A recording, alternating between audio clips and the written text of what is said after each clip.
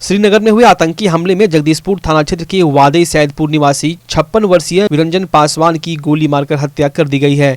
बता दें, विरंजन पासवान पिछले 2.5 साल से श्रीनगर में रहकर पानी पूरी की दुकान चलाकर वादई सैदपुर गांव में रहकर अपने बाल बच्चे का भरण पोषण कर रहे थे। अचानक मंगलवार दोपहर फोन आया कि विरंजन पासवान को श्रीनगर में आतंकियों ने गोली मारकर हत्या कर दी है। पत्नी पुतुल देवी ने बताया कि सोमवार को उनका फोन आया था कि वो दुर्गा पूजा में घर आएंगे और उनका टिकट बन गया है, लेकिन शाम में फिर फोन आया कि आतंकी ने उन्हें गोली मारकर हत्या कर दी है।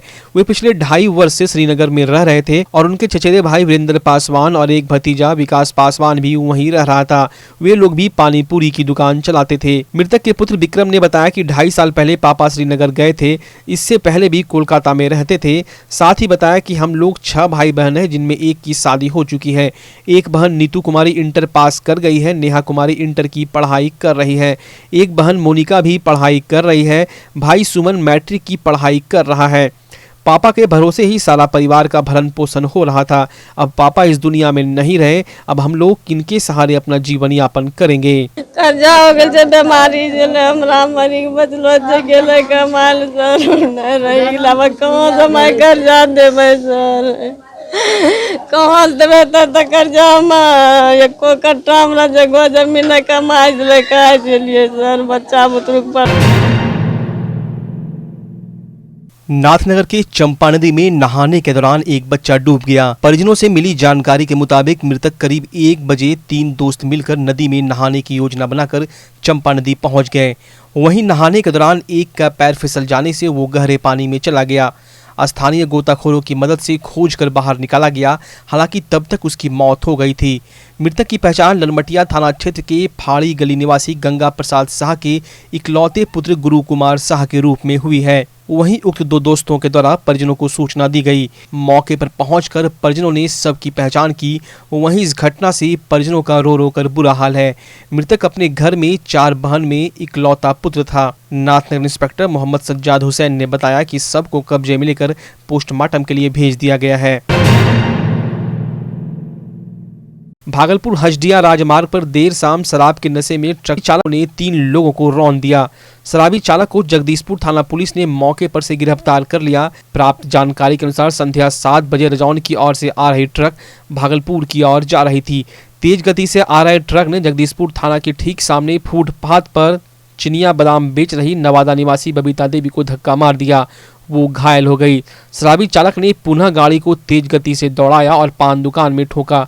इस दौरान 2 मोटरसाइकिल सवार भी उसकी चपेट में आ गए और बुरी तरह से घायल हो गए। चकरौसन निवासी लक्ष्मण यादव के 30 वर्षीय पुत्र रमेश कुमार एवं संग्रामपुर निवासी रमेश यादव के पुत्र अजीत कुमार दोनों बाइक लगाकर खड़े थे, लेकिन दुर्भाग्य से ट्रक ने उन्हें ठोका, जिससे वो बुरी तरह से घायल हो गए।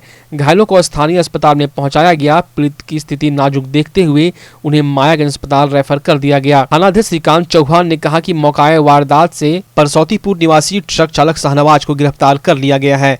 बताया जा रहा है कि वो बालू लेकर बाईपास तक जा रहा था और खलासी का काम करता था। घटना के बाबत स्थानीय मुखिया प्रतिनिधि घनश्याम मंडल, धोरैया विधायक भूदेव चौधरी घायल को देखने अस्पताल पहुंचे।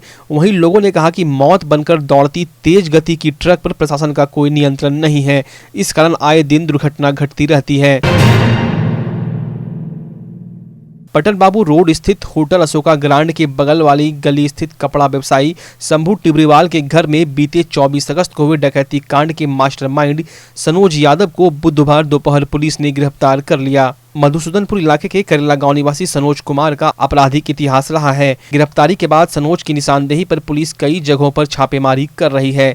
पुलिसिया पूछताछ में भी उसने लूट कांड को लेकर कई राज उगले हैं। वहीं लूटे गए जेवरात को कहां बेचा गया है, इसकी भी उससे पूछताछ की गई है। देर शाम नाथनगर इलाके में पुलिस ने श्री लक्ष्मी नारायण ज्वेलर्स में छापेमारी की। पुलिस दुकान मालिक सुरेंद्र कुमार को हिरासत में लेकर अपने साथ ले गई। उससे पूछताछ के बाद और भी कई राज खुलने की उम्मीद जताई जा रही है। भागलपुर नौगछिया के रंगरा थाना क्षेत्र की मुरली पंचायत में मुखिया चुनाव की तैयारी कर रहे अभिषेक कुमार उर्फ छोटू सिंह को अपराधियों ने देर रात गोली मारकर घायल कर दिया। छोटू सिंह जब प्रचार कर अपने घर के दरवाजे पर पहुंचा, तब पहले से घात लगाए 3 अपराधियों ने ताबड़तोड़ फायरिंग कर दी, जिससे अभिषेक को 2 गोली लगी। जिसके बाद परिजनों ने इलाज के लिए उसे जवाहरलाल नेहरू चिकित्सा अस्पताल में भर्ती कराया, जहाँ उसका इलाज चल रहा है। चुनाव में खड़े होने को लेकर घटना को अंजाम दिया गया है। घायल का कहना है कि 3 साल पहले उसकी पिता की भी हत्या की गई थी। चुनाव में खड़ा होने की वजह से विरोधियों के द्वारा घटना को अंजाम दिया गया। मायागंज अस्पताल में बन रहे 300 MPL ऑक्सीजन प्लांट दिसंबर में शुरू हो जाएगा। इसकी सारी तैयारियां पूरी कर ली गई है। डीजी नहीं मिलने से अभी तक प्लांट शुरू नहीं हो सका है। यह ऑक्सीजन प्लांट के ऑपरेटर सुनील सौरभ ने बताया। इस पर अस्पताल अधीक्षक असीम कुमार दास ने बताया कि दिसंबर तक डीजी जनरेटर दे दिया जाएगा। जो भी जरूरतें हैं उसको भी पूरा किया जाएगा। आपको बता दें, कोरोना काल में ऑक्सीजन की कमी होने पर सरकार के द्वारा अस्पताल में 2 ऑक्सीजन जनरेशन प्लांट लगाने का निर्देश दिया गया था। इसमें एक 300 LPM ऑक्सीजन प्लांट बनकर पूरी तरह तैयार है। इससे 78 बेडों पर ऑक्सीजन दिया जाना है। 6 माह पहले प्लांट का NRB मशीन की चोरी हो गई थी, काम रुक गया था, जिसे अब लगा दिया गया है। वहीं एक दूसरा 1000 लीटर क्षमता का oxygen plant bill Melinda Gates foundation व पाथ संस्था द्वारा लगाने का काम शुरू हो गया है। इसको भी जल्द ही पूरा कर लिया जाना है। आपके भागलपुर में पूरी भव्यता के साथ महिलाओं के लिए पहली बार भव्य रेंज और ब्रांडेड आइटम का संसार भाव्या। बेनवियो बेहद ही खूबसूरत sari, lehenga, salwar suit, suit piece, kurti और अंडरगारमेंट्स, ये सब कुछ होगा एक ही छत के नीचे। भाव्या यानी भाव्या के साथ भव्य रेंज की सौगात। बेनवियो Bhavya exclusive showroom, Kachahri Chowk, near petrol pump, Bhagalpur. Bhavya exclusive showroom. Durga Puja को लेकर बुधवार को सुल्तानगंज थाना परिसर में शांति समिति की बैठक थाना अध्यक्ष लाल बहादुर की अध्यक्षता में हुई।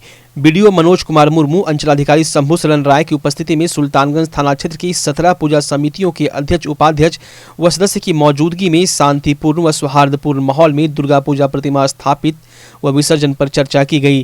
थानाध्यक्ष ने सभी पूजा समितियों से अपील किया कि कोरोना गाइडलाइन को देखते हुए सादगीपूर्ण तरीके से मां की पूजा अर्चना करें।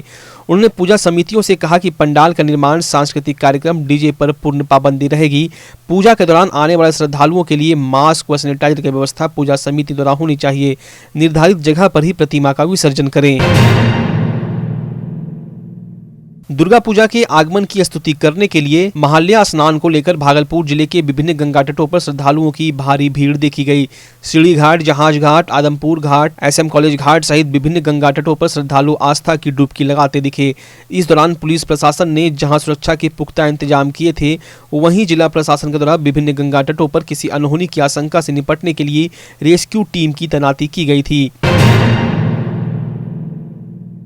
शारदीय नवरात्र को लेकर सुल्तानगंज के पवित्र उत्तरवाहिनी गंगा तट पर स्नान करने व जल भरने के लिए श्रद्धालुओं की अपार भीड़ दिन भर उमड़ी रही। पहले सुबह से ही पास पड़ोस के जिले सहित स्थानीय श्रद्धालु अजगैबीनाथ गंगा तट पर पहुंचकर आस्था की डुबकी लगाते रहे। गौरतलब है कि 10 दिनों तक चलने वाली नवरात्रा दुर्गा पूजा 7 अक्टूबर गुरुवार से कलश स्थापना के साथ शुरू हो जाएगी। यही वजह है कि श्रद्धालु पूजा के एक दिन पूर्व महालया के अवसर पर गंगा में डुबकी लगाकर शुद्ध होते हैं और पवित्र गंगा जल लेकर अपनी पूजा का अनुष्ठान शुरू करते हैं। जल और मिट्टी का उपयोग कलश स्थापना सहित पूजा में होता है। वहीं दुर्गा पूजा को लेकर बाजारों की रौनक बढ़ गई है। एक और जहां कपड़ा व्यवसायी खुश हैं, वहीं मिठाई दुकानदार व किराना फल वालों, पूजा पाठ की सामग्रियों वाले दुकानदारों में खुशी की लहर देखी जा रही है। सभी पूजा में अधिक से अधिक बिक्री कर सके, इसको लेकर तैयारी में जुट गए हैं। गौरतलब है कि पिछले साल दुर्गा पूजा कोरोना की भेंट चढ़ गया था। इस वर्ष कोरोना गाइडलाइन के तहत पूजा करने की अनुमति के बाद व्यवसायियों और भक्तों में खुशी देखी जा रही है।